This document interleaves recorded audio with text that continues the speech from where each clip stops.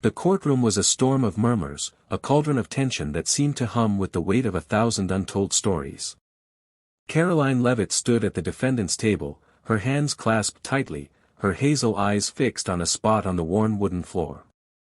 She was 32, but the lines on her face told of a life that had weathered more than its share of storms. Her auburn hair was pulled back in a simple ponytail, and her thrift store blazer hung loosely on her slight frame. To the world, she was just another face in a small-town courtroom in rural Ohio, accused of a petty crime she swore she didn't commit. But to those who knew her, Caroline was a quiet force, a woman who carried the weight of others' burdens as if they were her own. And at her side, lying faithfully on the floor, was Judge, her golden retriever, his soulful eyes watching her every move. The charge was theft, a necklace, of all things, from a local antique shop. The evidence was flimsy. A blurry security camera image and the shopkeeper's insistence that Caroline had been acting suspicious. But in a town where whispers carried more weight than facts, suspicion was enough.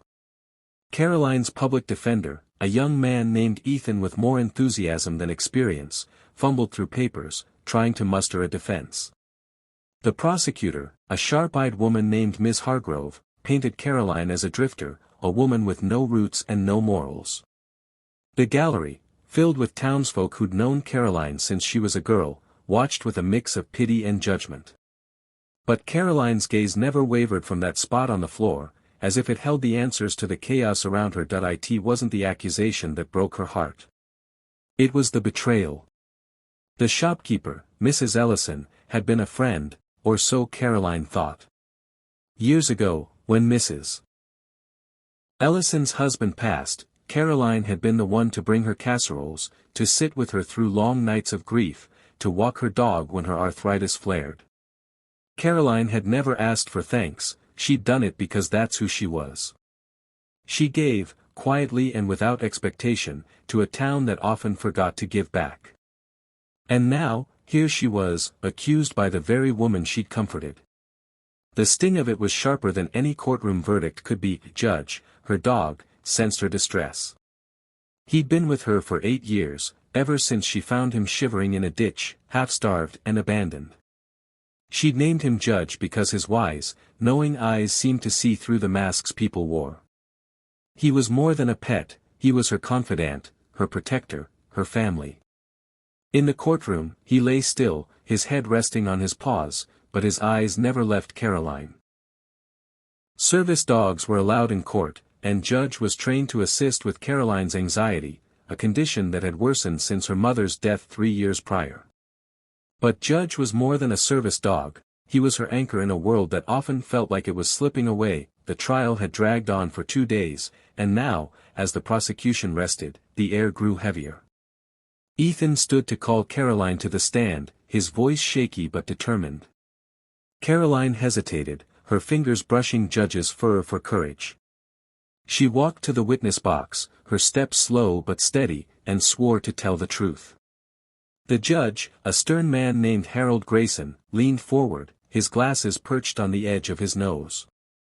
He'd seen countless cases like this, small-town disputes that spiraled into courtroom dramas, but something about Caroline's quiet dignity intrigued him. Ms. Leavitt, Ethan began, can you tell the court where you were on the evening of March 12, when the necklace was reported stolen?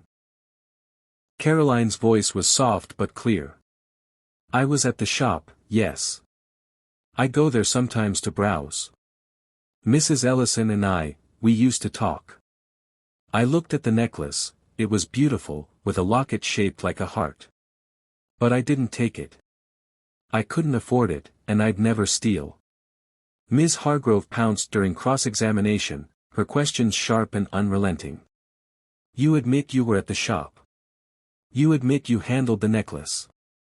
And you expect this court to believe you just walked away, despite your financial difficulties? Her tone dripped with skepticism, and Caroline flinched as if struck. I don't expect anyone to believe me, Caroline said quietly. I just know what I did and didn't do. Her eyes flicked to Judge, who lifted his head slightly, as if sensing her need for strength. The courtroom murmured, and Judge Grayson banged his gavel for silence. But then, something extraordinary happened. Caroline's hand moved, a subtle gesture, barely noticeable. Her fingers curled in a specific pattern, a signal she'd taught Judge years ago. It wasn't a command to stand or fetch, it was something else, something private. Judge's ears perked, and he rose to his feet, his gaze locked on Caroline. The room fell silent, every eye on the dog. "Ms. Levitt," Judge Grayson said, his voice tinged with curiosity, "what is your dog doing?" Caroline froze, her cheeks flushing. I didn't mean to," she stammered, but Judge was already moving. He padded toward the gallery, his steps deliberate, and stopped in front of a young woman in the back row. She was no older than 20, with nervous eyes and a threadbare coat. Judge sat before her, his head tilted, and let out a soft whine. The courtroom erupted in whispers. Judge Grayson stood, his robe billowing. "Order. Ms. Levitt, explain this at once." Caroline's heart pounded. She hadn't meant for Judge to act, not here, not now. The signal was a private ritual, one she'd used countless times in quieter moments. It meant, "Find someone who needs us." Judge had an uncanny knack for sensing pain, for finding those who were hurting most. Over the years, he'd led Caroline to strangers in need, a homeless man who needed a meal, a child who'd lost their way, an elderly woman who just needed someone to listen. But in a courtroom, under scrutiny, this was dangerous. "I'm sorry, Your Honor," Caroline said, her voice trembling. "Judge, he's trained to help people. I gave him a signal to find someone who's hurting. I didn't think he'd do it here." The young woman in the gallery shrank back, her face pale. Judge Grayson's eyes narrowed, but there was a flicker of something softer in his expression. "And who is this person your dog has chosen?" he asked. The woman stood, her hands shaking. I'm Lily Carter," she said, her voice barely audible. "I work at Mrs. Ellison's shop. I didn't mean to cause trouble." The room buzzed with confusion. Ms. Hargrove objected, calling the display irrelevant, but Judge Grayson raised a hand. "I want to hear this," he said firmly. Ms. Carter approached the bench. Lily hesitated, then walked forward, her eyes darting to Caroline. There was guilt in her gaze, a weight that seemed to crush her. When she reached the stand, she clutched the railing as if it were the only thing keeping her upright. "Ms. Carter," Judge Grayson said, "do you know something about this case?" Lily's lip trembled. I took the necklace," she whispered. The courtroom gasped, and Caroline's eyes widened. "I didn't mean to keep it. I needed money. My mom's sick, and the bills. I was going to sell it, but I got scared and hid it. Mrs. Ellison thought it was Caroline because she was there that day, but it was me." The revelation hung in the air like a thunderclap. Ethan's jaw dropped, and Ms. Hargrove's composure faltered. Caroline stared at Lily, not with anger, but with something closer to sorrow. She recognized the desperation in Lily's eyes. It was the same desperation she'd felt years ago, when she'd been alone, scraping by, with no one to turn to. "Why didn't you say something sooner?" Judge Grayson asked, his tone gentle but firm. Lily's tears spilled over. "I was afraid. I didn't want to go to jail. But Caroline, she's always been kind to me. She gave me food when I was hungry, let me sleep on her couch when I had nowhere else. I couldn't let her take the blame." Caroline's throat tightened. She remembered those moments, small acts of kindness she'd offered without a second thought. She hadn't known they'd meant so much to Lily. Judge, sensing the shift in the room, returned to Caroline's side and pressed his head against her leg, as if to say, "You did good." Judge Grayson removed his glasses, rubbing his eyes. "This is highly irregular," he said, but there was no anger in his voice. "Ms. Carter, you've admitted to a crime. There will be consequences. But your honesty today matters." He turned to Caroline.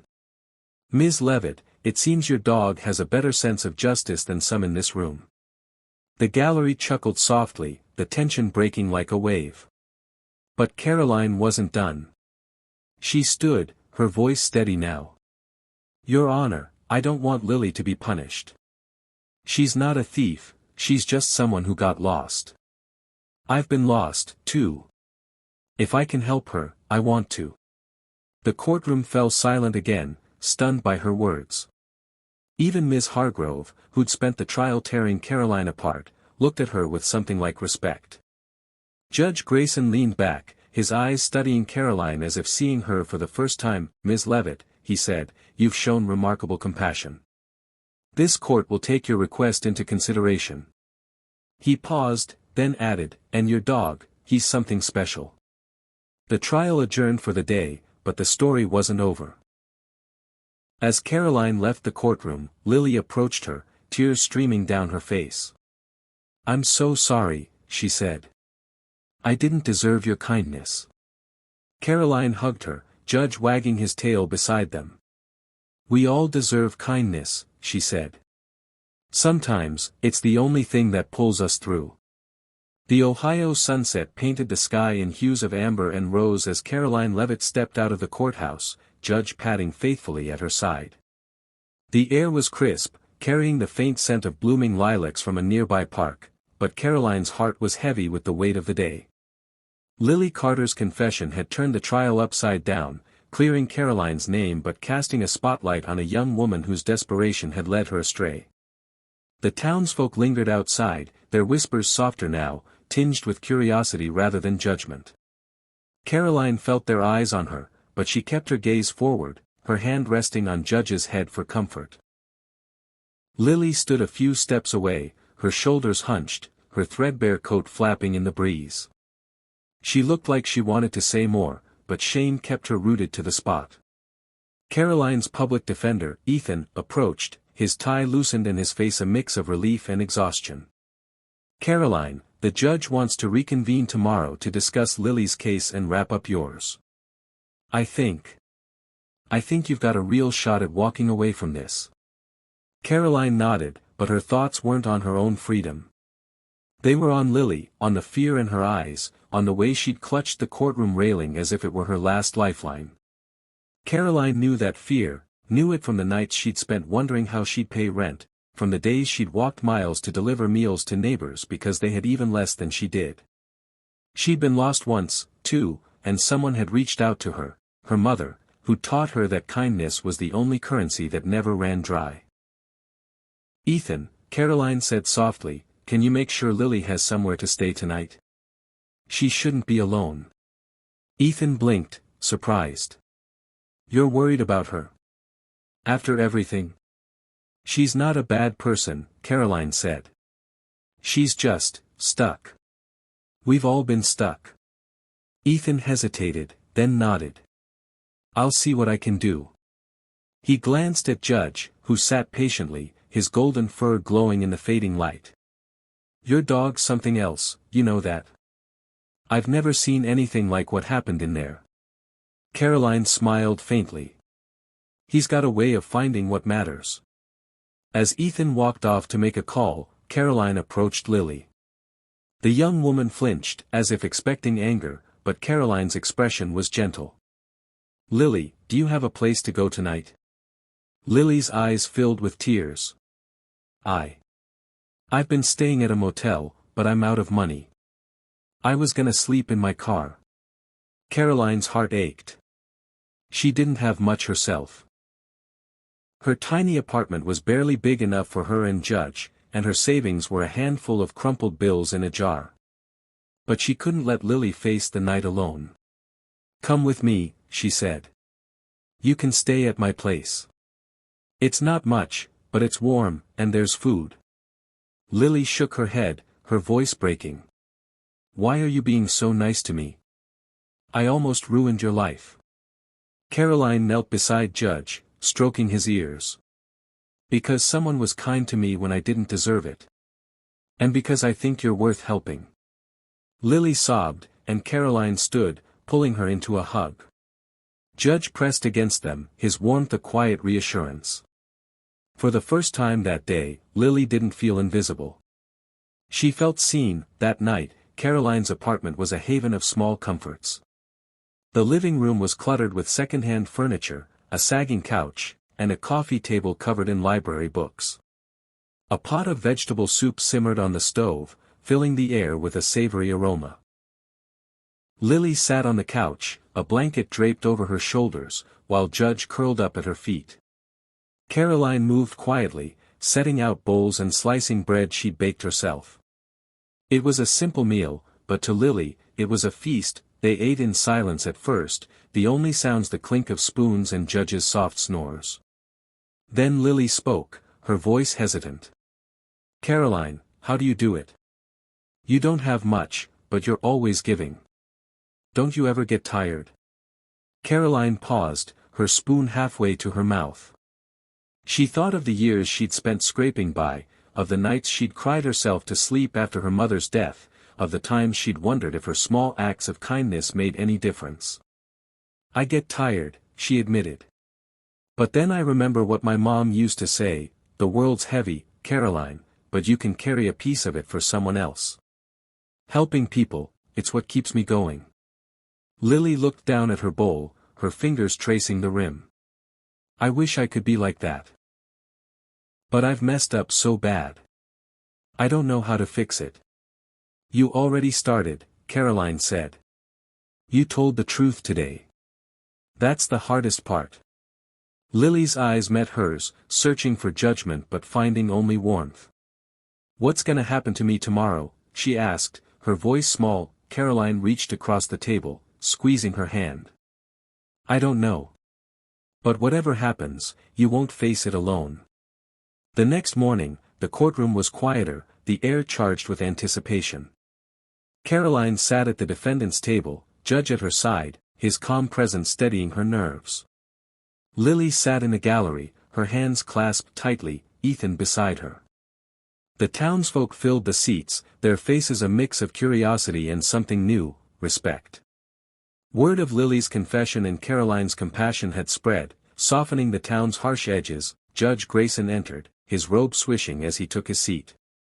He surveyed the room, his gaze lingering on Caroline and Judge. "This has been an unusual case," he began, his voice carrying the weight of authority. "Ms. Levitt, the charges against you are dismissed. The evidence, combined with Ms. Carter's confession, makes it clear you are not responsible for the theft." A murmur of relief rippled through the gallery. Caroline exhaled, her hand resting on Judge's head. But her eyes were on Lily, who sat rigid, bracing for what came next. Judge Grayson turned to Lily, who stood as Ethan nudged her forward. "Ms. Carter," he said, "you've admitted to stealing the necklace. This court takes such actions seriously. However, I've also considered your circumstances, your honesty, and the testimony of Ms. Levitt, who has spoken on your behalf." He paused, removing his glasses, his expression softening. "Ms. Levitt's compassion is a rarity. Her dog, Judge, seems to have a knack for finding truth where others see only fault. And you, Ms. Carter, have shown courage in owning your mistake. I believe you deserve a chance to make things right." The courtroom held its breath as Judge Grayson continued. "I'm sentencing you to 6 months of community service, to be served at the local community center. You'll also repay the value of the necklace to Mrs. Ellison. Ms. Levitt has offered to mentor you during this time, and I expect you to honor her trust." Lily's eyes widened, tears spilling over. "Thank you, Your Honor," she whispered. Caroline smiled, a weight lifting from her chest. Judge wagged his tail, as if he understood the moment's gravity, but the surprises weren't over. Judge Grayson leaned forward, addressing the gallery. "This case has shown me something about this town. We're quick to judge, slow to help. Ms. Levitt has reminded us what it means to care for one another. I hope we take that lesson to heart." He turned to Caroline. "Ms. Levitt, your dog's actions in this courtroom were unorthodox, to say the least. But they revealed a truth we might have missed. I'm recommending that Judge be recognized by the county for his service, and I'd like to personally contribute to his care." The gallery erupted in applause, and Caroline's cheeks flushed. She hadn't expected this, hadn't wanted recognition. All she'd wanted was to help Lily, to do what felt right. But as she looked at the faces around her, she saw something new: gratitude, admiration, a community waking up to its own potential for kindness. In the weeks that followed, the town changed. Mrs. Ellison, humbled by the truth, apologized to Caroline and offered her a part-time job at the shop. Caroline accepted, using her earnings to buy supplies for the community center where Lily served her sentence. Lily thrived under Caroline's guidance, discovering a talent for organizing events that brought the town together. Judge became a local celebrity, his photo appearing in the paper with the headline, "Dog of Justice Wins Hearts." One evening, as Caroline and Lily sat on the community center steps, watching Judge chase fireflies, Lily turned to her. "You changed my life, Caroline. I was so scared, but you made me believe I could be better." Caroline smiled, her heart full. "You were always better, Lily. You just needed someone to remind you." Judge trotted over, dropping a stick at their feet, his eyes bright with joy. Caroline laughed, tossing it for him to chase. As the stars emerged above, she felt her mother's words echo in her soul: "The world's heavy, but you can carry a piece of it for someone else." And in that moment, Caroline knew she'd keep carrying, one small act of kindness at a time, with Judge by her side and a community learning to do the same. The end. Moral of the story: the moral of Caroline Levitt gives a secret signal to her dog. Judge stops the courtroom in shock. Is that kindness and compassion, even in the face of adversity, can transform lives and inspire others. Small, selfless acts of giving, whether offering a meal, a kind word, or a second chance, carry the power to heal wounds, mend broken trust, and awaken a community's humanity. Like Caroline and her dog Judge, we all have the ability to see beyond judgment, find those who need help, and lift each other up, proving that the truest justice is rooted in empathy and understanding.